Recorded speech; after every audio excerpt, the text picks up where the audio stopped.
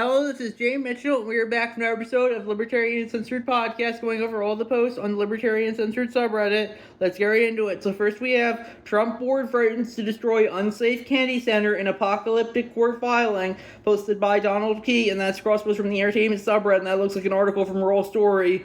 Trump board threatens to destroy unsafe candy center in apocalyptic court filing. And yeah, personally, I think ultimately, this is just how our politics are very much real currently. That, ultimately, Trump might just want to destroy the Kennedy Center since he can't get his name on there, but, it doesn't really matter. The Kennedy Center is just one building in Washington, D.C., but of course, Reddit's gonna go ballistic over anything Trump does. And yeah, so I personally don't really care for it. It's pretty much this WWE style farce. It's not real. If the Kennedy Center does get destroyed, it's only one building in Washington D.C. The United States should have as few government buildings as possible. I would say. I would say the United States doesn't need to have a performing arts center. But of course, Reddit wokes, that's what they're always like. Oh, Trump's Hitler. But then if he tears down anything or shrinks the size of his government whatsoever, that they'll still complain about it. And it just goes to show you, they have no principles, only teams. Shouldn't Hitler be building more government buildings rather than destroying already existing ones? But it just goes to show you, Reddit just doesn't really think. They have no principles. Only they're against whatever Trump does, and it just goes to show you that that's a pretty shitty way to view politics. Just because Trump does something doesn't necessarily make it bad. And yeah, personally, I don't really care for the Kennedy Center, but it's just theater at this point. It's like all the Lincoln Memorial reflecting pool discourse. It's not really real. It's just pretty much WWE at this point. Electoral politics isn't real. It's very much just a distraction from the fact that I would say elected officials pretty much have no power. What really matters is, the deep state military industrial complex, satanic cabal of lizard people. Those are the people with the real power, I would say, in Washington, rather than whatever this is. And yeah, it just goes to show you that, eventually you get numb to it all. It doesn't really matter if the Kennedy Center is destroyed or not. It's one building in Washington, D.C. What matters is, where the U.S. is going to drop bombs and how much the U.S. is gonna tax people. But of course, Reddit has no values of whatever than Orange Man bad. So yeah,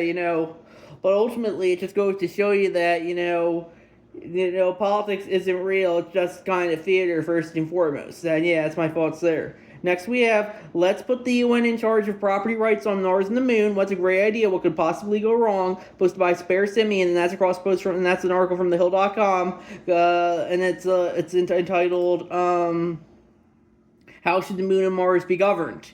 And personally, I think the libertarian position is, the Moon and Mars should be governed like every other planet. We should have as little government as possible. If someone wants to go to Mars and establish a voluntary collectivist society, I'm fine with that. But I'm against forced collectivism on Mars and the Moon, just like I'm against it on Earth. And that's my thoughts on that issue.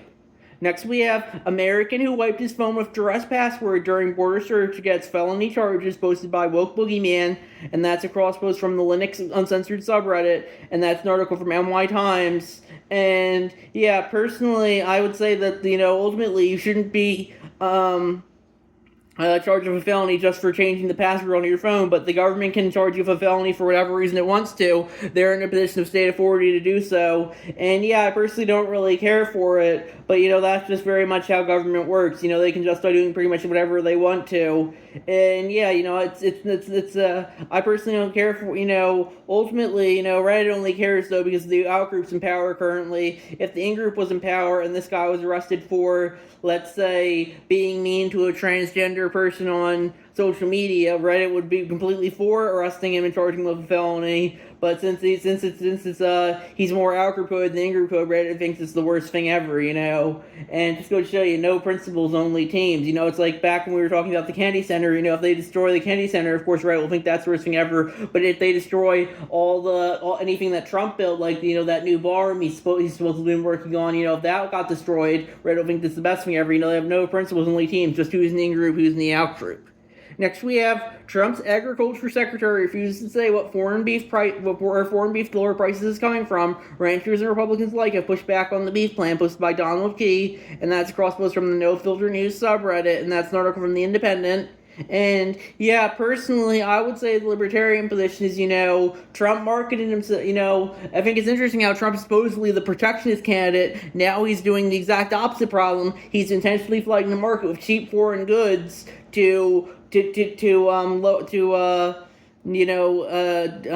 hurt local business. And yeah, I personally don't really care for that, but ultimately the government can justify doing whatever it feels like. It's interesting how in pretty much every other object, he's all about tariffs, which I personally don't think are libertarian either. Tariffs are just taxing imported goods, but suddenly when it comes to beef, he's doing the opposite. He's importing as much of it as possible so it can lower the price. And I don't think that's the right answer either. I think if people do want to buy foreign beef for cheaper from other countries, they should be able to, but I don't think the government should be purposely importing it in there and artificially lowering the price either. Then that's my thoughts there.